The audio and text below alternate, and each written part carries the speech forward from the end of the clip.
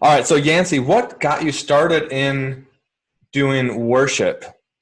How'd you get started in that? Obviously, you didn't just sit down and make a CD and it went viral. Mhm. I think there was a few more steps to it. Yeah, I mean, I've grown up in church, grown up a PK of a children's pastor, and so really ever since the time I was an elementary child, I knew I loved music, and I felt very strongly that God was calling me to use my music, and so that kind of started the journey of me being on kids worship teams. And as I got older and started playing piano and various things, worked with our middle school worship teams and high school worship teams. And even when I was much younger than that age group, played in the for the like college young adult service in our church because they needed someone to come play piano for them. And so I was like a little teenage kid, it was like, I'll go to the college group. And Nice. and Do so you think just, really took advantage of whatever opportunity presented itself just because I loved music. And something I've learned, and this is the case for people that are in your church, if they have a passion for music and they want to do it, the way that they get good and the way that they get better at what they do is just having reps on stage. And so that's kind of what my teenage years especially looked like. And so I felt called to do music and started off doing just kind of like a normal CCM Christian music focus, traveled and did concerts for youth groups and stuff, and then got more involved in leading worship, and at the time was living in Tulsa, Oklahoma, involved in our church there and kind of oversaw worship for our student ministry and our college ministry and led adult worship. And one of the last things that they were kind of adding to my plate was our kids worship. And so I had been involved in our preteen worship for a long time, but kind of adding in that early elementary and then even preschool. That's really where Little Praise Party was birthed, was through that experience. And so I started somewhere in the midst of that kind of worship becoming a bigger focus and part of what I do. I started writing the theme song for a summer camp program that our church ran. And that was kind of what made me first write some kids songs. And I think looking did you back have on kids it, at the God, time? Did you have kids at the oh, far time? from That's what I it. thought. Yeah. No, not me. Yeah. So that was like back in 2000-ish, I think. Okay. Um, Early 2000s that I started writing the camp theme song, and still at that point not thinking anything about doing kids music per se. And so I did that for a few years, and then they added on kids worship as a part of my job and what I was doing there. And one thing led to another. I just have found that God directs our steps and he leads and guides us, and through all those little twists and turns, God was like adding things to my tool belt and my arsenal that I needed, little pieces, whether that was time spent in Nashville learning to write songs and record, or whether that was time spent in our church leading worship teams and developing worship leaders and musicians and whatnot to do kids worship and student ministry worship. And so um, all that to say, when I left my job at my church over those next like 6 months or so, it was just very easy to see that God was presenting a bunch of opportunities to do preteen worship and family worship. And I was able to see, even amidst some of the different things that I was doing, that God was really blessing the kids worship thing. And there was a lot of fruit there. And so now it's been 10 years that I've been really focused on doing nothing but kids worship and traveling to family concerts and, writing songs that various companies and myself included record and make available to the kidmin world. And so it's been fun. It's been a neat journey of just kind of originally kind of approaching things from a older age theme of worship, but that kind of being mixed with my life experience of always being around kids ministry and kids Mhm. pastors. And so kind of mixing the grown-up music thing with the kids ministry thing, and trying my hardest to make great music that happens to be for kids. And so that's kind of what led me to here, I guess. Cool. Do you feel like your love for music was inspired by your dad's love of music, or do you think it was something that you were just born with? Well, I mean, I think those two things probably kind of go hand in hand, you know. I mean, I'm sure there's certain stuff that's in the DNA, you know, Yeah. and it's genetic that just you're drawn to that and you love that. I mean, I remember pretty specifically, I was in first or second grade. I don't know exactly which one, but I hung out on Saturdays at the church, and like someone didn't show up for like the kids' worship practice or something that we had. And Mm-hmm. so it was like, I don't know if I volunteered myself or what happened, but somehow I took that person's spot and then like never looked back, you know? Huh. So, I think as soon as I kind of did it, you know, then it was just kind of like, yeah, this is what I'm made to do. And my mom even said, I grew up taking ballet and whatnot. And my mom said, like, my very first dance recital, you know, when I was 3, she could tell, like, when the lights came on, she could tell by the look on my face that I was like, oh yeah, now we're talking, you know, like this is what I'm all about. So I'm sure it's just kind of core to who God made me to be. Yeah. What do you think? You said to get involved in like junior high or senior high worship teams. Mm. What are some things if like Sandy or Charlene or some of the people that are going to be joining us online watching the replay, if they're recognizing that kind of gifting in kids in their children's ministry, what are some things that you would say they could do to really begin to develop that gift? Okay. You can answer that in a second. You spoke up. I will just, I'll say this. There's, you know, and I think across the board, it's in most every church that you've got somebody there that's, you know, really, really interested and has a passion for that thing. And I remember years ago, Darlene Check, who wrote "Shout to the Lord" and a bunch of those early Hillsong songs, she commented about her own daughter who was, you know, kind of getting into that like kind of preteen kids age of life. I remember seeing on social media her comment one day just about like her daughter was serving on a worship team and just kind of so thankful that the opportunity to take part and do that was there. And it gets back to what I said earlier is everybody needs reps on stage. And so you're able to give some of these people who maybe their talent's not perfected. It's not everything that you want it to be yet, but you're able to help give them an opportunity and help them grow and give them opportunities to, you know, rise up, you know, raise themselves up to the bar that's been set of them. And even for me, when I was 15, my youth pastor felt like God had asked him, you know what Yancy wants to do? How can you help her take the next step? And so he had me do a concert for our youth group when I was 15. And that was like such a huge like game changer in my life, of me really like putting some action to these dreams that were in my heart. And so that was all just because my youth pastor gave me an opportunity beyond singing on the worship team. So there's people and there's ways that you can help develop their gift and create opportunities for them too. So I'm going to pause this for just a second. Yes. I'll be right back. Yep, no worries. Sandy, do you have kids in your church that are inclined to worship that you can already call out that gift, or do you guys have a youth worship team? We don't. We're a small church.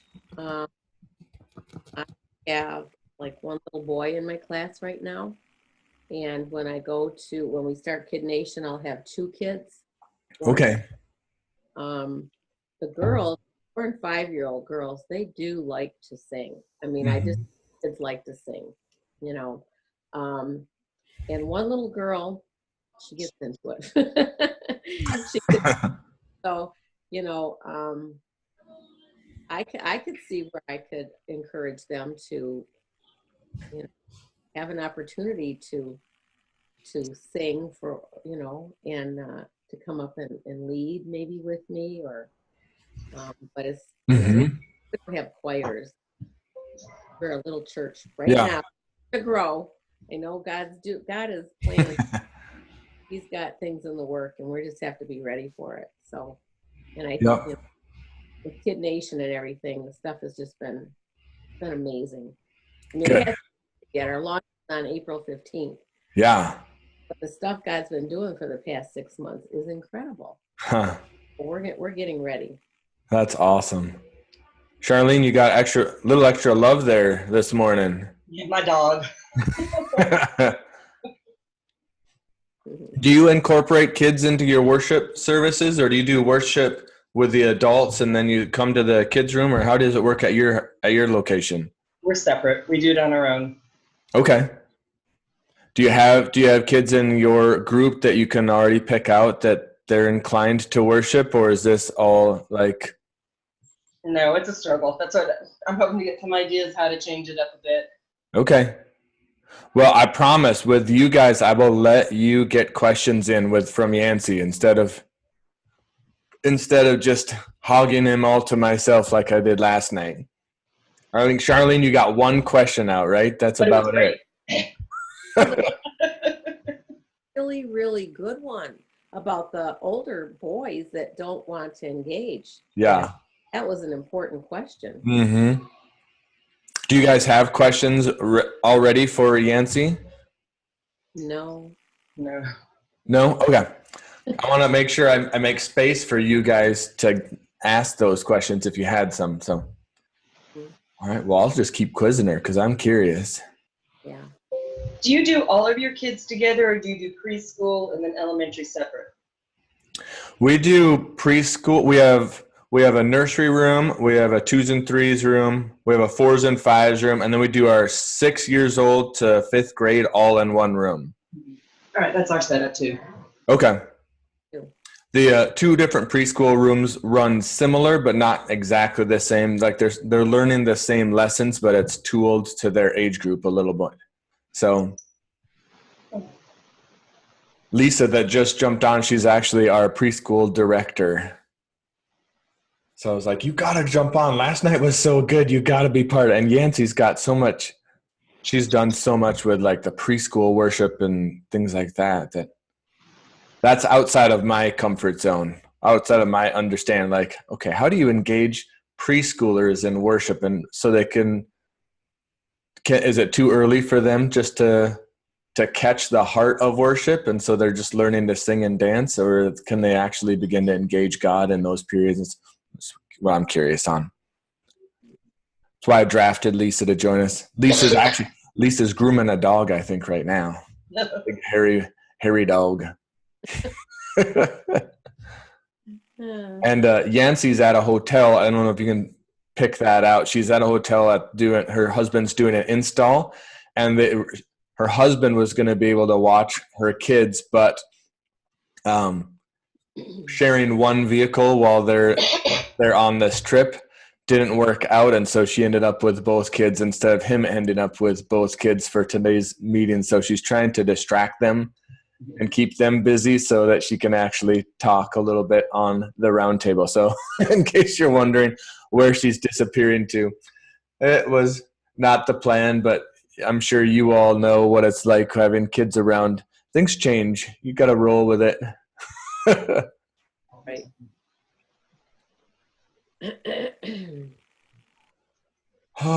So we're gonna. Oh, she's back. There's that rhythm. Yes. He woke up and he's not liking the other options I'm presenting. Uh-oh. All right. Well, instead of me introducing your kids, why don't you introduce your kids, because they're peeking in now. Well, this is Rhythm, and he's 19 months. And then I have Sparrow, who's 7, who he's going over to the other side of the room, or else I think he will keep visiting with us the whole time. So. Does Corey have red hair? Or it looks like Rhythm's got red hair. No, my grandmother, it's just like a little hint of red in his hair. My grandmother has like just a little auburn hue. My brown hair growing up kind of had just that slight little color in it. Okay. So, I don't know. We'll see what happens with it. Long term, anything could happen. Yeah. Just curious.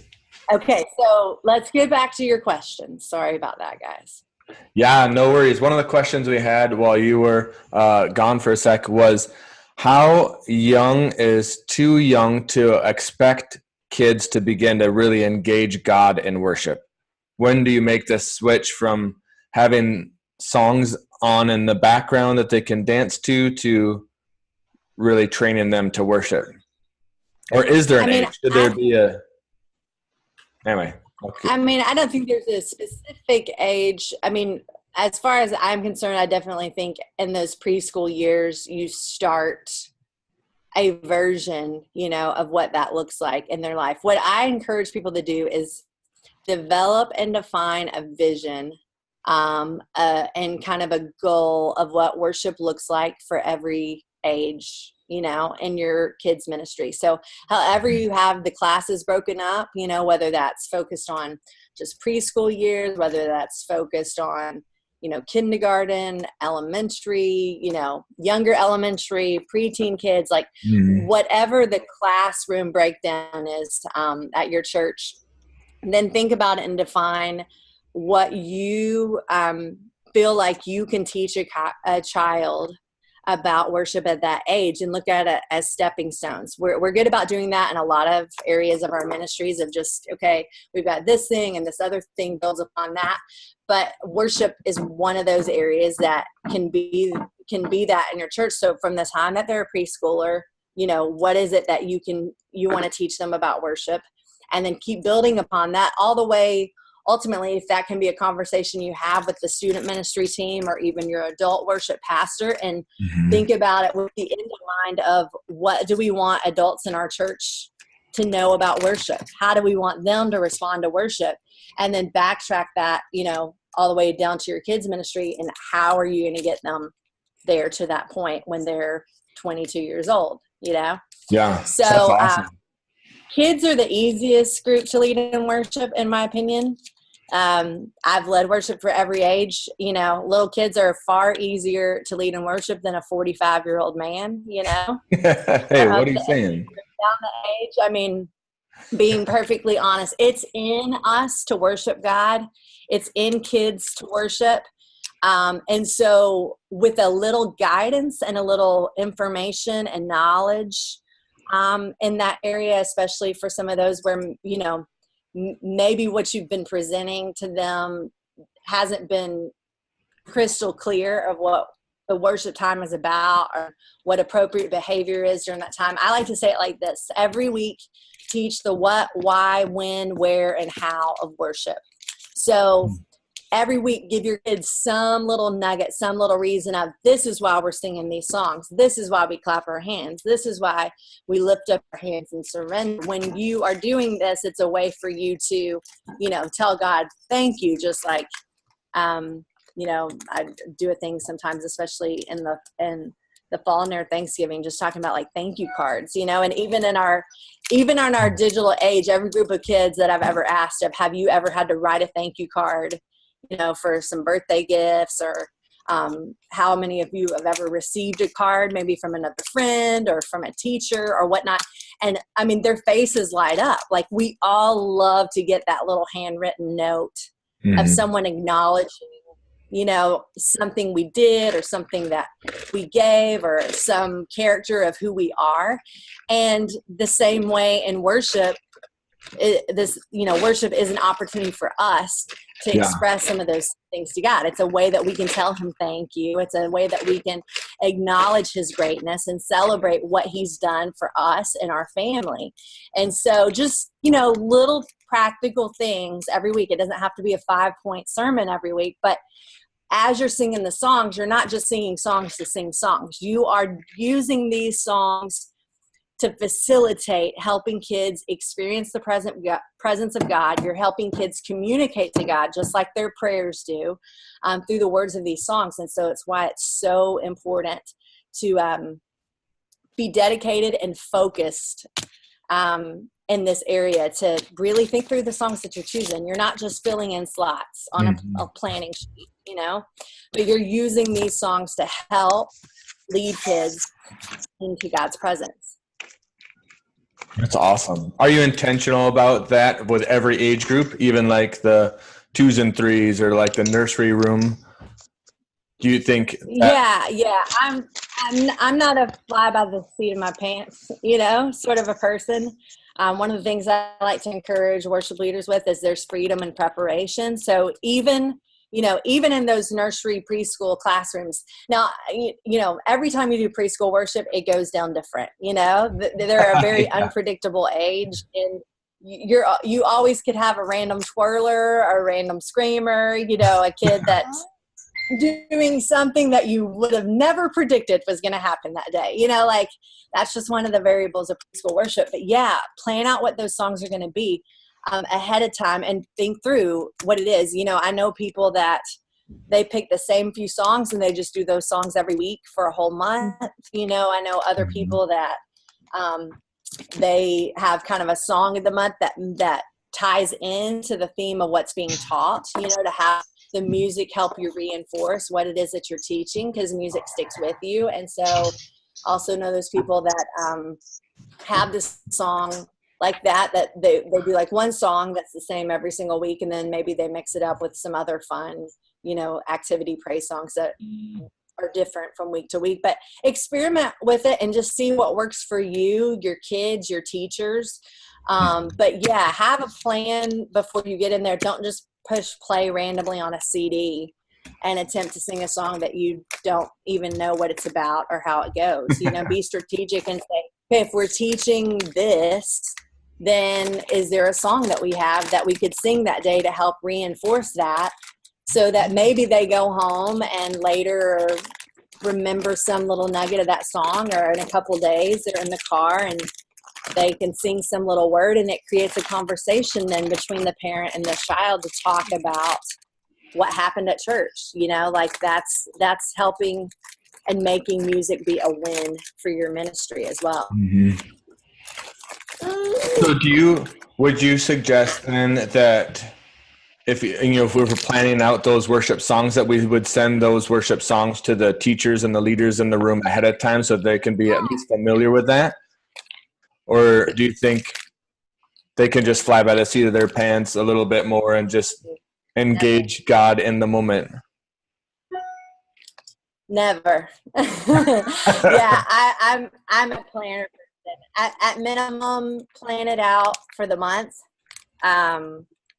Sometimes it's easier to sit down and do a couple months or a quarter at a time, and go ahead and think through and just map it all out, and then make that available to your teachers, so that they have it ahead of time. I feel like with your volunteers, the more that you can communicate and have in advance ahead of time for them, then the more you can expect out of them, and the more you can say, well, you had it, like it was available to you. So definitely plan and train your team to prepare. I heard it said once that the anointing doesn't make up for a lack of preparation. And we have church 52 weeks a year, and we all have those crazy days. There's always the situation where someone, was in a car wreck that morning on the way to church, or somebody's kid is sick, or, someone that was supposed to teach the lesson is, sick and throwing up to the side of the stage or whatever. I mean, we all have those crazy days, but I feel like sometimes in our ministries, we gather everybody together and we say a prayer, before we get started or before the kids come in. And we kind of are a little bit like the boy that cried wolf, and using that prayer time to say, hey, God, bless all this unpreparedness that we have not prepared for today, And we know we have church 52 weeks a year, and I just feel like, yes, there are those days that God totally makes something amazing and beautiful out of the craziness and the lack of togetherness that happened due to those just life things that happens. And that's awesome. But if you're relying on that 911 prayer to make the most of what you did plan and have ready for that week, 51 weeks a year, the rest of the time, then it's the boy that cried wolf. I feel like God honors the work of our hand. He honors the work of our preparation. And I want to save those, God, I need you to do a miracle right now prayers for when I need him to do a miracle. Mm-hmm. So would you say that's then not a week? Preparation opens the door for God to move in greater ways in the children's ministries, whether it's worship or anything? Yeah, definitely. I mean, that's anything in life, Yeah. Definitely. I want to go back to something you said. Sorry, it's not supposed to be an interview, people, so cut me off if I'm asking too many questions and not allowing you to ask questions. You said to prepare the kids in stages so that they're ready for to be the kind of worshipers that you need, that the senior pastor and leadership are looking in the adult service. What are some ways that you would equip kids to move from preschool style worship to elementary, or from elementary worship to, at least in my church, they actually go from elementary worship to the adult sanctuary because the youth meets on a Wednesdays instead. Okay. So what tips do you have so it's not like culture shock going from one environment to the next?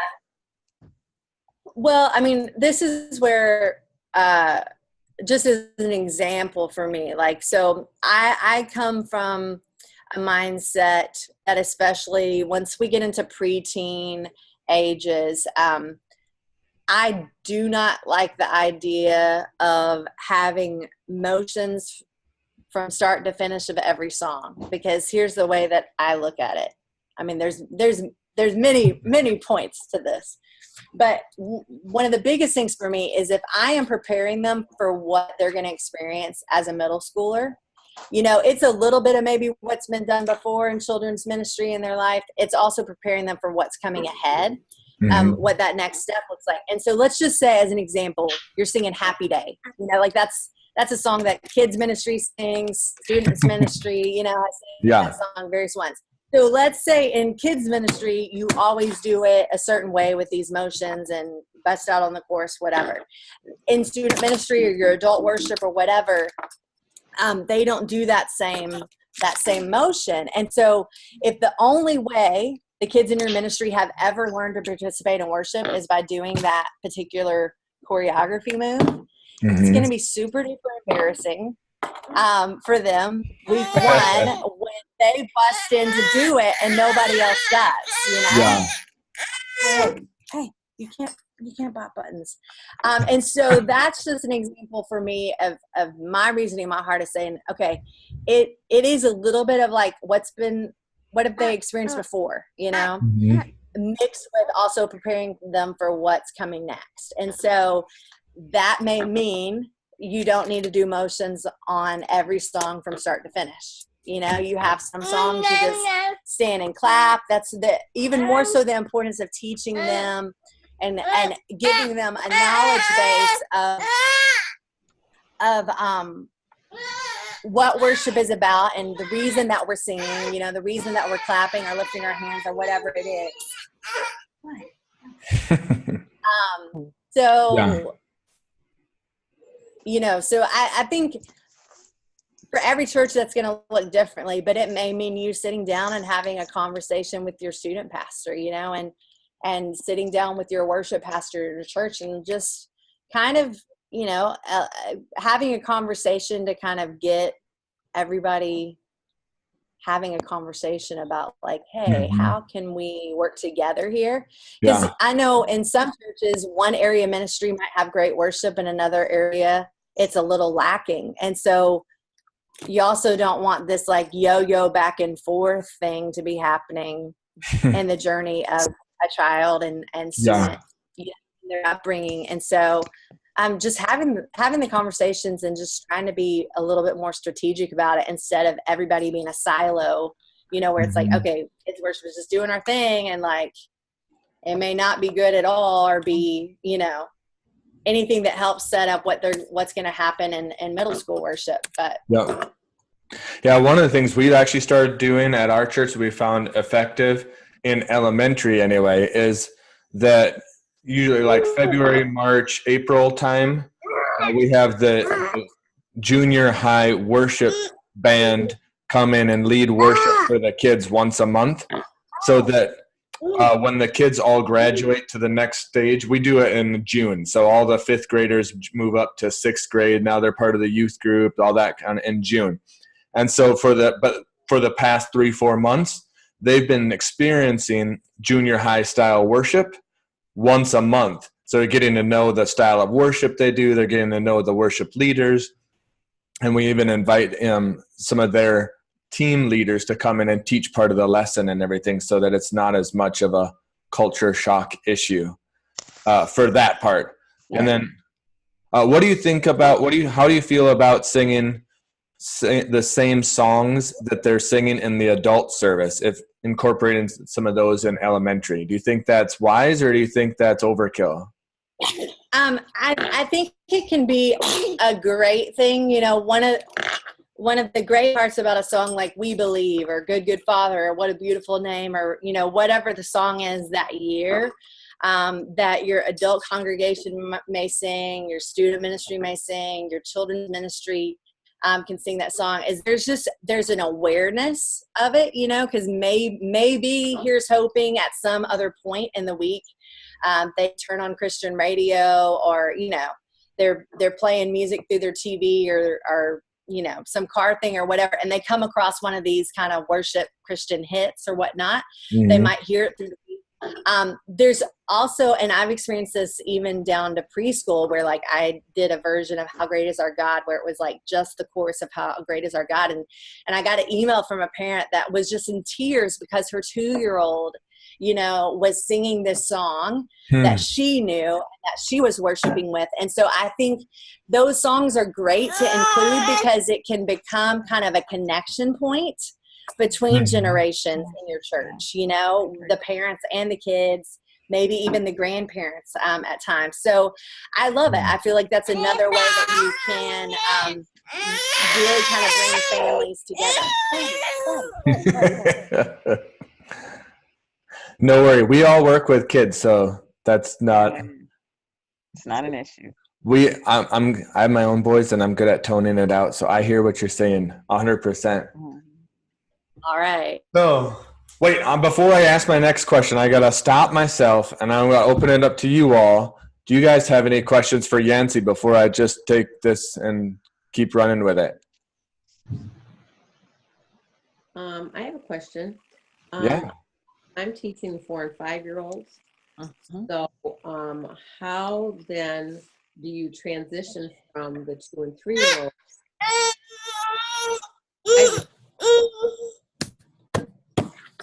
What is, because you were talking, mostly.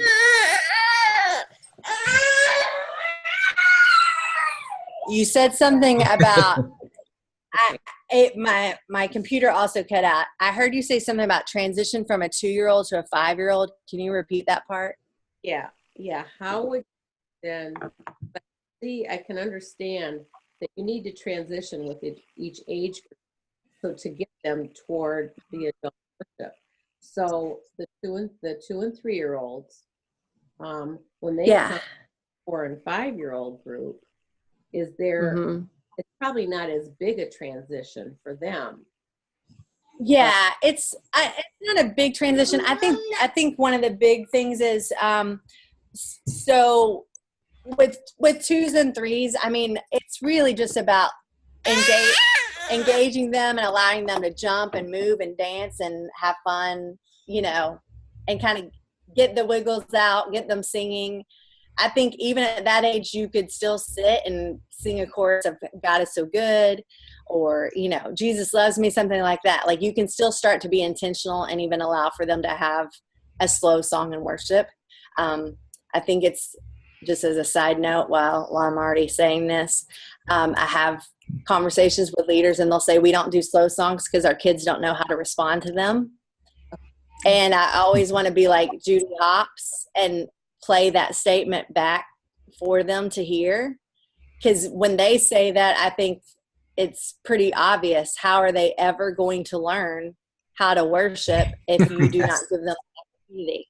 So you've just taken it away and said, we'll deal with that when they're in 7th grade.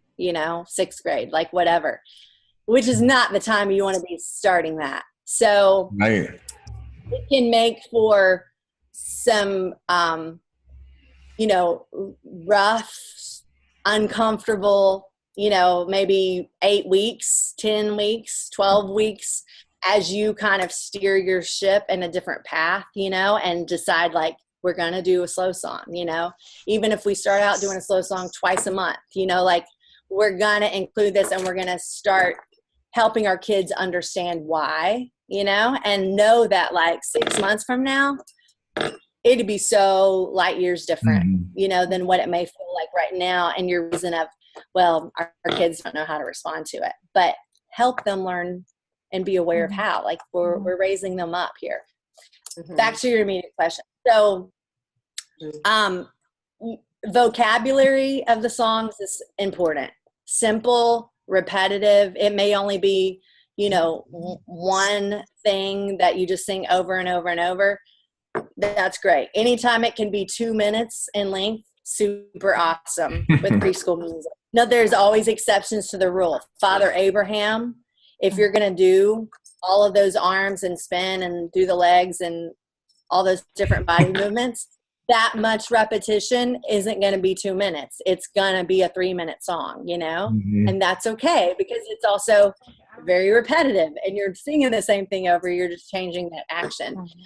Also keep in mind, slow songs have a slower, in music, there's something called a BPM, beats per minute. So slower songs have a slower BPM because they are slower. Therefore, they take more time to go by.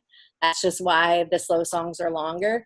So I think that can be an exception too. It's more so about the simplicity and not planning a song for them that's so big and has so many parts they could never catch on and follow along. So with 2s and 3s, it's just having fun. It's that simplicity. It's some action, that sort of thing. As they become 4s and 5s, it's like they can start doing a little more, or maybe it's some of those exact same songs. They just actually can do the whole song, they're actually able to and sing along and participate in the whole thing rather than, one little section that they catch on to. I think with 5-year-olds and stuff too, they start getting really into like call and repeat type songs and anything where it's like, the leader kind of does one and they kind of echo, or they have some of those back and forth moments. And so moving towards some things like that is kind of just where they're developmentally growing a little bit more in that area. So that would be what I would have to say. It's a lot of the same thing. I think it's probably for you a little bit of trial and error, and you'll probably just notice how the different ages kind of respond to some of those songs of what feels like the best fit within those ages. When you're doing like a worship concert and you're maybe, I don't know if you do, but let's say you throw in a slow song and you see some of the kids are not engaging the way that you would want. What are some ways that you help the kids re-engage when it's new to them? Yeah, well, I mean, for me in my worship concert setting, that first slow song I do is really kind of a recovery rest moment, and within the concert. I've had them up. I've had them doing other things. I actually let them sit during it, just because it's the strategic point to let the audience sit.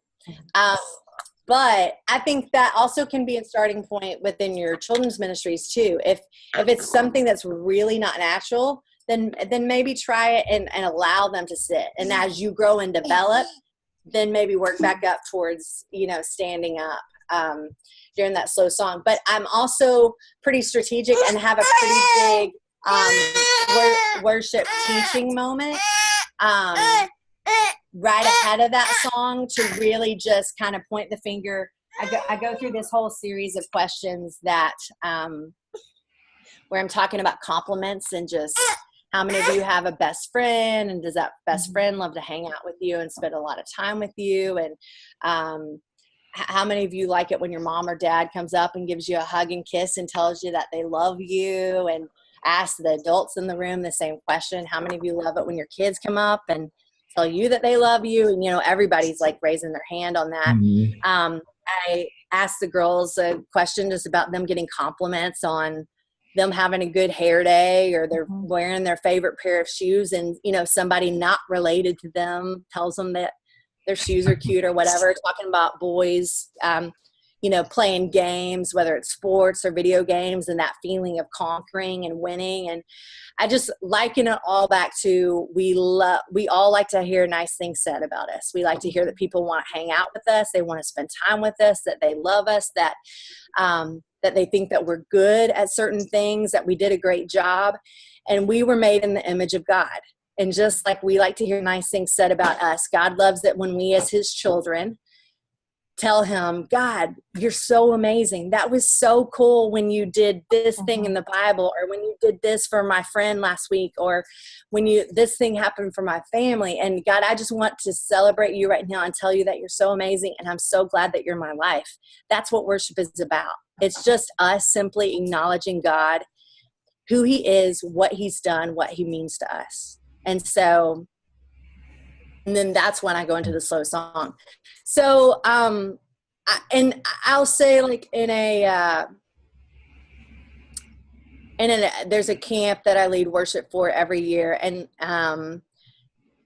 day one is always the biggest struggle, because it's a lot of different churches all showing up to this pretty large camp. And so everybody's got a different experience, and, is at a different point of what they've experienced in worship. So usually at some point, by that first evening session, there's a teaching moment that happens with them, just to kind of, I think it's okay to draw a box of what kind of behavior is okay and accepted during worship and what isn't as well. I don't allow for mockery of worship to take place. You can choose not to join in, but you don't have to make fun of what others are doing. That is a definitely not okay situation. So, and it's amazing in the course for me of doing that camp every year over those 5 days to watch, and that I have 9 worship sets that I do. And just to watch the journey that happens from that session 1 to the last couple of days, as, encouraging them to take a step. For different kids, that step looks different. For some, it's them just choosing, like, you know what, I'm going to try to sing along today. Or for some, that step is, hey, I'm going to clap my hands. Or when we sing the worship song, like, I'm going to actually think about the words for a minute, and I'm going to, maybe lift up a hand just to say, God, I'm choosing you. I want to go all in, and I want to be surrendered to you. Encouraging them to take a step and to keep taking a step each time. So, usually throughout that week, there's a few different, teachable moments and just little conversations just to help them understand the context and the reason for what we're doing and why it matters. And, we're not doing it just to fill time, but we're doing it for a purpose, because we are God's creation, created to honor him and bring him praise with our life. What would you tell a room leader if they were like, I understand that teaching these kids some things about worship is important, but I don't think I can do that because I enjoy worship, but I like the crafts and the lessons and the snack part, teaching them the worship I'm not comfortable with. What would you say to them at that point? Well, I mean, all in all, I always say leading worship is more about your leadership ability than your musical ability. The same thing that makes a great teacher in your class a great teacher, because they're able to engage the kids and get them right here. That's the exact same thing that makes a great worship leader be a great worship leader. Is they've got it. It's not necessarily the singing talent, but it's that ability to be aware of their audience and to figure out, how do I break down this truth to be on a level that they understand. But I would encourage you probably to get a couple of books. There's one that came out this past year. It's a super easy read. It's called Holy Roar, and it's by Chris Tomlin and then his pastor, Darren Whitehead. Okay. It's an easy read. Like, I'm not even a fast reader, and I read the whole book in one morning because it was that easy. But he goes through and teaches about the Hebrew words for praise. And then Chris follows it up, kind of giving a story about one of his songs that might tie into what that Hebrew word of praise means. Okay. But I feel like that, and it's even cool because it actually has some like small group discussions in it. So if you have a team or other people that are leading worship in other services or campuses or classes of your church, could be a great conversation piece for you as a team building exercise for you guys in worship. But I feel like especially if you feel like I don't feel like I know a whole lot about even what worship is, to break that down for a kid, I feel like that would be a great resource to help you just build your understanding. There's another book that's also really easy. It's The Air I Breathe by Louis Giglio.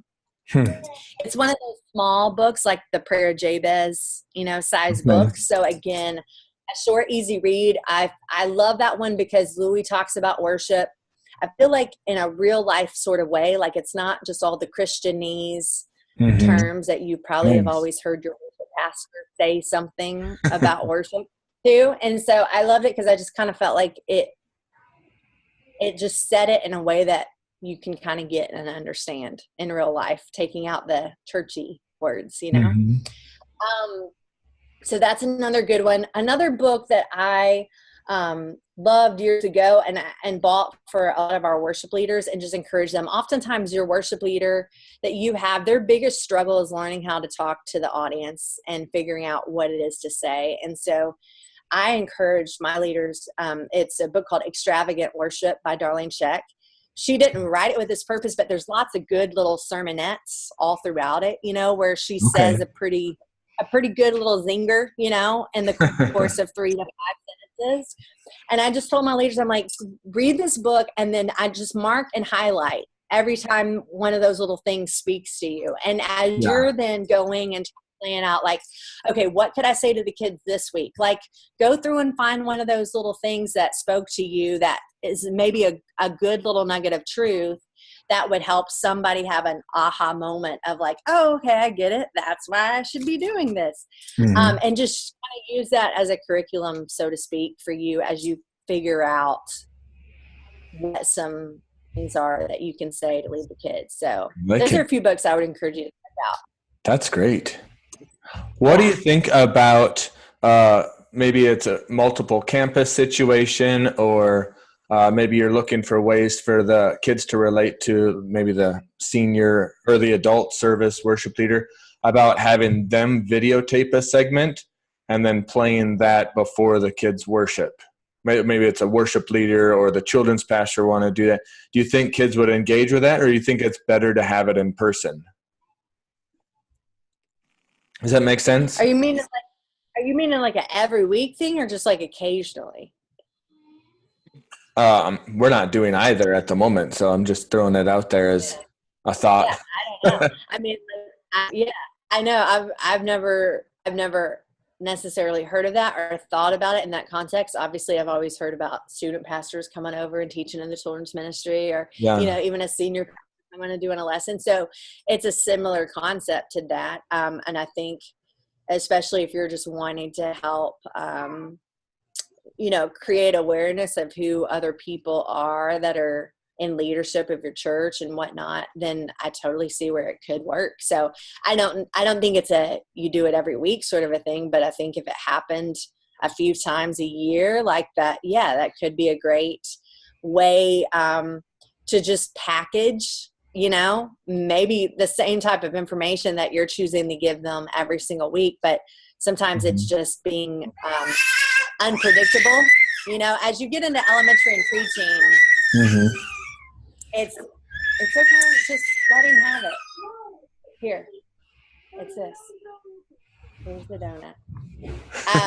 It's just figuring out a different way, to say the same thing and to make it interesting and keep it fresh.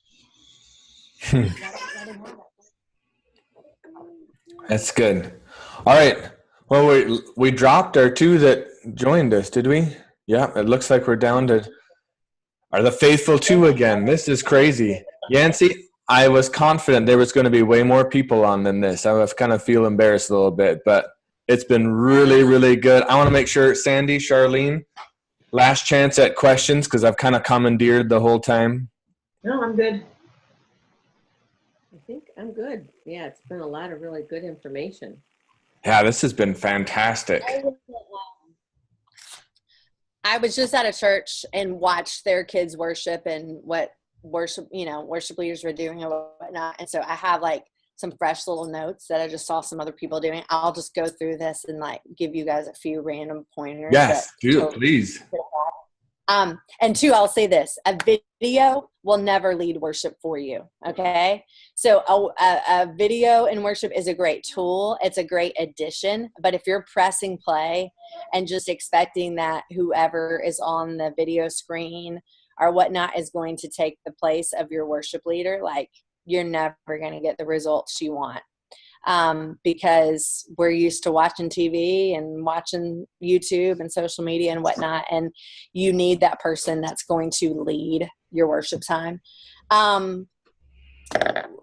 Okay, so this is a good tidbit. So speak clearly and slowly over music. Anytime that you're talking while the song is playing, just know it's that much harder to understand what's being said. So you need to talk a little slower, have a little bit more, punction and strength into what you're saying, and even at times repeat yourself, because you could be talking so fast and there's so much with an upbeat song or whatever happening that people can't understand what you're saying. So clearly and slowly over music. You control the intros, the outros, the instrumentals. Oftentimes people are like, oh, well, it's a recording and, they chose to do this thing and I just don't know what to do with the music. If you prepare and you're aware of how your songs go ahead of time, then you're able to know like, hey, this is when I want the track to start playing, because I have this planned out to say, and there's all this music and I can do something with it. Or there's an instrumental in the song, and so I can have the kids say something to each other. I can have them give each other a high five, or I can ask them a question about what this song is about and have them respond. I always say ask questions that demand a response. It's a great way to engage them and get people to respond and be participating as you set up a song. That's different from just participating in a song. So ask questions that demand a response. But you can use those pieces of music, even in the recordings, to do something, but you just have to plan ahead. Sometimes if there's music playing at the end of the song, you can go ahead and wrap up the moment, of a worship song. You can go ahead and start a prayer to kind of close out that worship time. You don't have to wait till the song is over to do that. You can let that music play out as you go ahead and wrap up the moment. So you control those intros, outros, instrumentals. Just the importance of the vocabulary of songs being the right bite-sized piece for that age group. Honestly, in this situation, what they were choosing to do with the first and third graders, my son, Sparrow, is 7. He's in first grade. And I will say for me, I'm putting things through a new filter because I realize, like, Sparrow's supposed to do that? There's no way that he would be able to do that song, And so if you buddy, when you have a wide span of ages, then ignore what I just said. Aim high. Focus on the oldest kids in the room. They're the ones that are just letting me gosh, it's okay. They are the ones that are about to decide whether or not they want to keep going to church. I don't know why once a kid is in the youth group, mom and dad allow them to choose whether or not they want to go to church, but it seems to happen. And so I want to do everything in my power to show those oldest kids that Jesus is relevant to their life today. He is the same yesterday, today, and forever, and he's the answer they need right now as well as 10 years from now and on into their adult future. And so when we have dumbed down the music that we're doing to focus on my first grader, what we have done is push away those oldest kids in the room. So when it comes to music, aim high.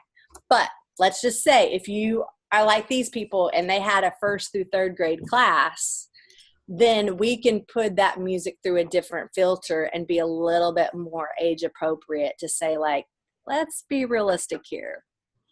What is the 7-year-old actually going to be able to sing? You know, like how many words are they going to be able to read on screen? You know, like it's ultimately needs to probably be a little simpler. Yeah. So that stuff is important.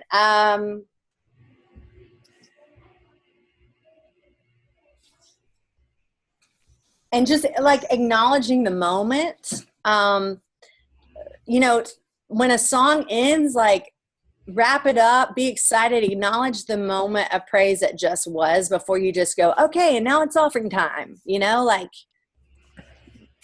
have some closure to the moment, if that makes any sense, rather than just jumping on to the very next thing. Cause feels a little bit like, my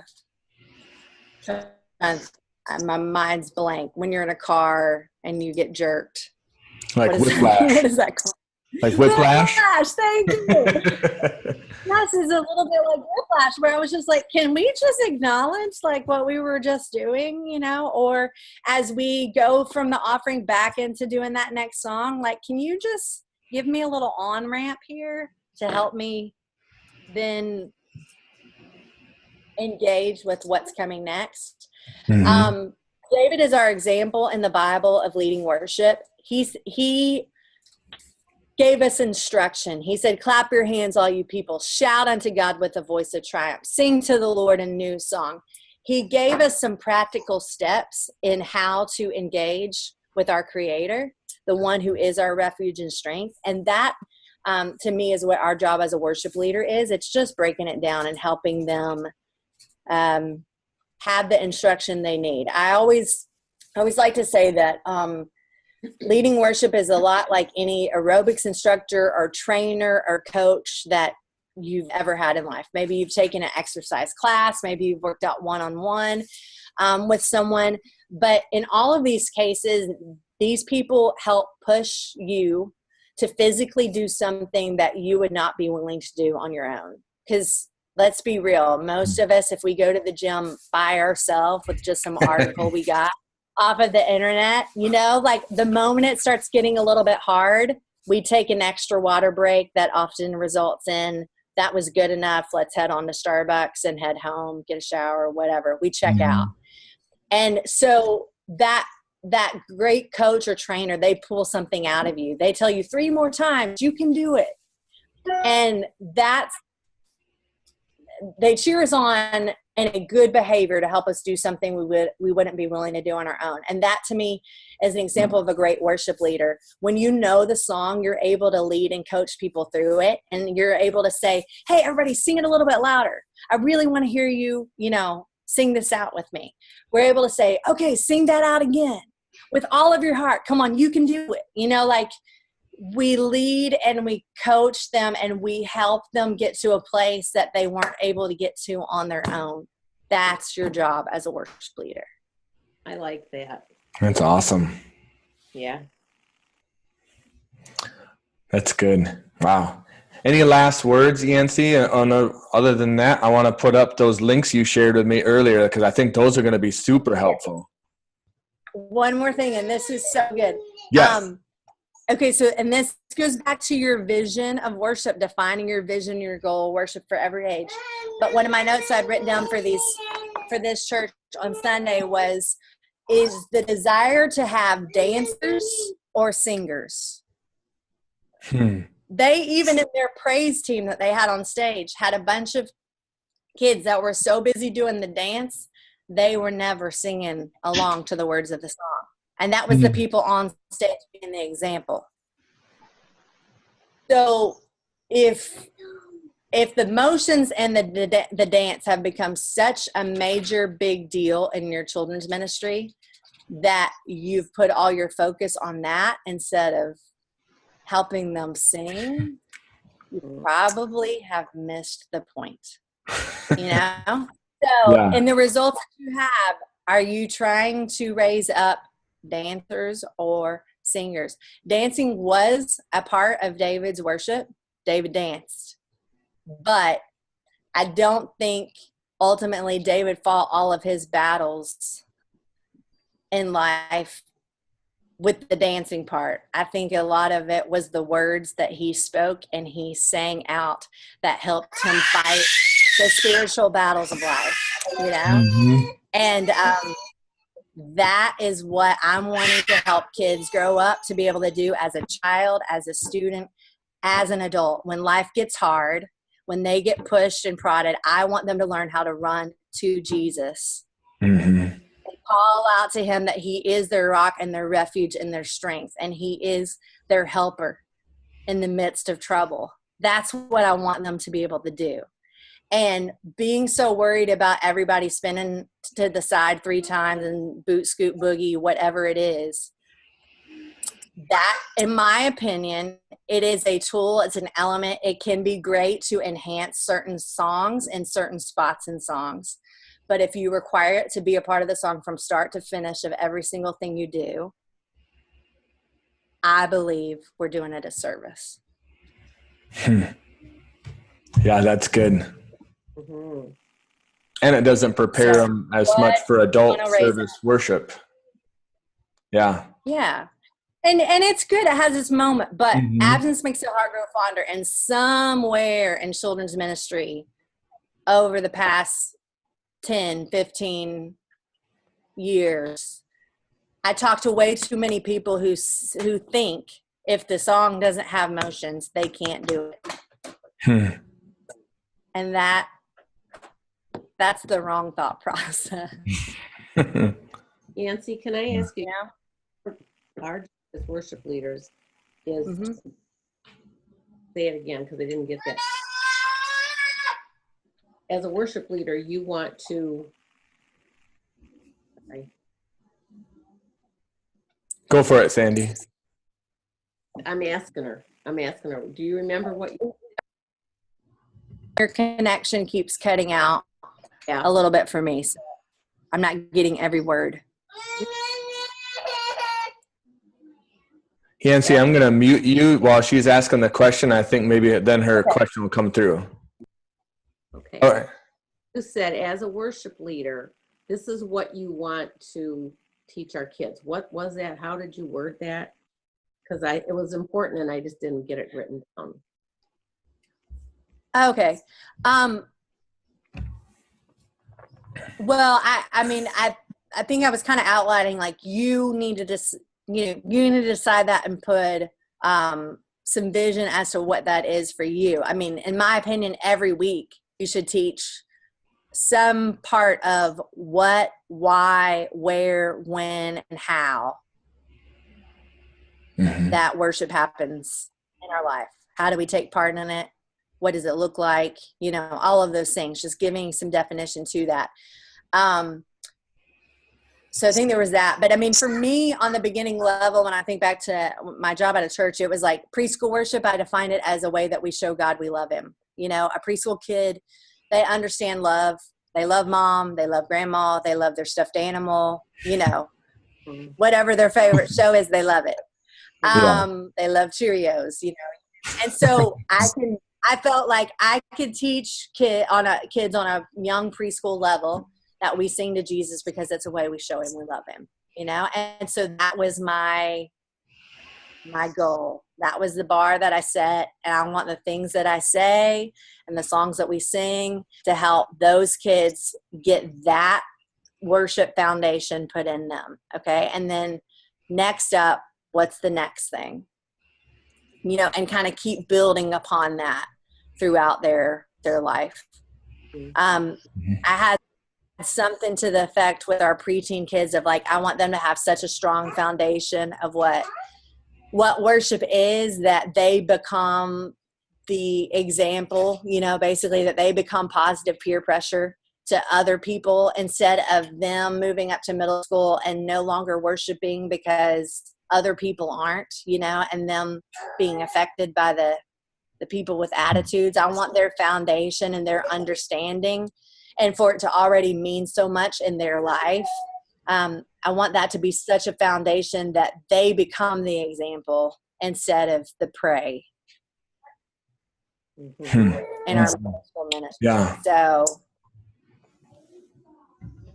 Yeah, that's good. I don't think there's, any one right or wrong thing. And she was just, okay, what are the practical steps, and if you get into it and you're like, well, that was too easy, or we accomplished that, by the time they were in first grade, then okay, modify it, like build upon it, change it, but I think too many people are just doing songs aimlessly and not really thinking through of, this is a teachable moment, just like I'm teaching kids to love one another, and I'm teaching them to give, and I'm teaching them to serve, and I'm teaching them to obey their parents, and all these other things that we're teaching them. Like, worship is a key component of it, and worship can be the thing in life that when they are shaken, that they have to stay connected to God and to continue to believe and speak out what they think is true about God, even when it's not the reality of their situation, so it's just helping them build their faith and continue to choose to put their trust in the Lord. Mm-hmm. Yeah, that's so true. Worship can be a spot where when everything else gets shaken, the Holy Spirit can bring those songs back up to you that you maybe haven't sung in a long time, but just to bring that hope back and that perspective back that he still is a good God. And kids need that now. Yeah. Like, kids deal with so much that adults only used to deal with 20, 25 years ago. Some of them are in some goofy situations. This last week we're teaching a series on why the cross, and the kids are asking any kind of why question they want, and so they fill out the sheet, and then we answer some from the stage.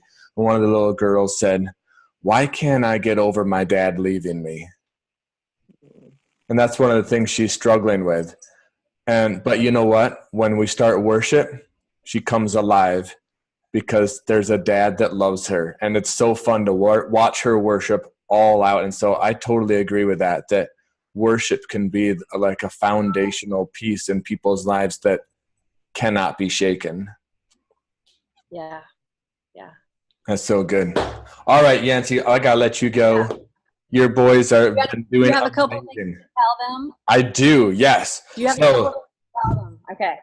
Let's make this really big, because you need to know these extra things that we did not get to go to at all. Let me get that. There we go. Now I'm a little dark, but you can at least see the screen. So Yancy wanted to share 2 different resources with you, but all. So this one is the 10 tips to improve your worship leading with kids. You gotta download this one. It's going to be so helpful for you, and then pass it out to your room leaders or those that are leading the kids in worship, whether it means you send it out as a mass email to your whole teams or whatever, but you want to make sure that not just you are equipped with this information, but your whole team is, because this is really going to help you all. So it's yancyministries.com/worship tips. And then, what's that? Too far, I can't see that. You can't see it? I thought I made it big on everybody's. Not big. I can't make it much bigger. Yancy, what is it? Yancy Ministries. Uh-huh. Let me see. .com /worship tips. Sandy, if you go to from your gallery gallery view to speaker view, that should make me bigger so you can see it better. I thought I could make that happen on my side, but it looks like maybe not. How do I do that? I'm not. If you're on a phone, it's by swiping right or left. I'm on an iPad. Yeah, so it should be the same way. You can swipe right or left to make it big. Yeah, I'm not swiping. It's not. But anyway. I'll send the links out to you all after this as well, so you can get it that way. YancyMinistries.com /worship tips. Worship tips. Yep. Okay. And then she also has a second resource here. Where did I move my? It's switch it from worship tips, Sandy, to ABC worship, and that's going to get you 3 secrets for leading young children in worship. Okay. So a second resource for you guys that's super, super helpful. So make sure you get both of those. And both of them are YancyMinistries.com. Just the bottom changes. It's either ABC worship or worship tips. Okay. So then she also has Yancy's little praise party. She's got a bunch of videos out there. You can get the DVDs. You can download just single videos. And that's at YancyMinistries.com. You can get it there. I think you can get it at Worship House Media too. There's a bunch of places. She's everywhere. So her music though is super, super fun. Yancy, you can jump in if you want. Or did you mute yourself on purpose? Okay, so make sure you check out those Yancy little praise parties. The kids will love them. You'll see them bop them around the room. I love even playing them before and after service in the room so the kids can just be saturated with this just super fun worship, and it's catchy, and they leave singing it, which gets the parents involved in asking, how can we play the same music at home? And then it's beautiful. I think you're on Spotify too, right? You have some of your music's out there. Yeah, so you're all over the place. I check that from Spotify. All right. And then she has KidMin Worship, a music resource too for your elementary and preschool services. So you can get all the resources if you want to learn how to lead these kids into worship. And even, has that songs and song sheets and that kind of stuff as well? Yeah, the KidMin Worship thing, it has all the songs, the lyric videos, motion tutorials, chord charts, all sorts of stuff in there. So you can go to that URL and there'll be a video that walks you through everything that KidMinWorship.com. Yeah, that's easy. And then Yancy is everywhere on social media, and she made it easy. It's Yancy, not Nancy, on Instagram, on Facebook, on Twitter, just about anywhere. So that is it. Any last questions or comments from anybody? Otherwise, I'm going to let you all go. All right. Well, it's been fun, super fun. Thank you so much for taking time out of your trip to be able to log in and equip these children's bashers and the tons that are going to be watching afterwards as well.